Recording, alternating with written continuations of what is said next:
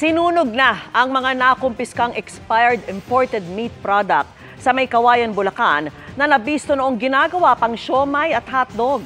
Ang National Bureau of Investigation may bago pang nabisto. Nakatutok si John Consulta. Hinakot ng 5 truck ng NBI Central Luzon Regional Office ang milyong-milyong pisong halaga ng expired na imported meat products mula sa sinalakay kamakailang warehouse sa May Kawayan. Diretso ang mga karne sa incinerator sa disposal center na ito sa San Ildefonso, Bulacan. Matapos payagan ng korte ang hiling ng NBI na masira agad ang mga imported na botsang karne para makaiwas sa sakit. Nadiskubre ng NBI na bukod sa hotdog at siomai, pati mamahaling karne, pinilalabas daw na okay pang kainin kahit hindi na. Nung previous interview mo sa amin, di ba?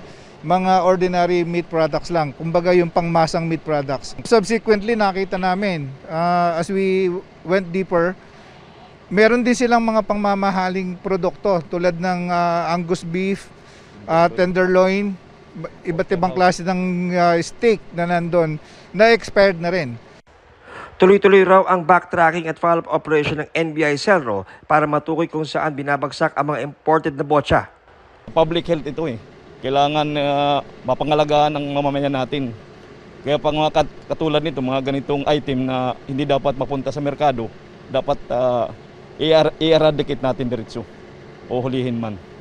Para sa GMA Integrated News, John Consulta, nakatutok 24 oras.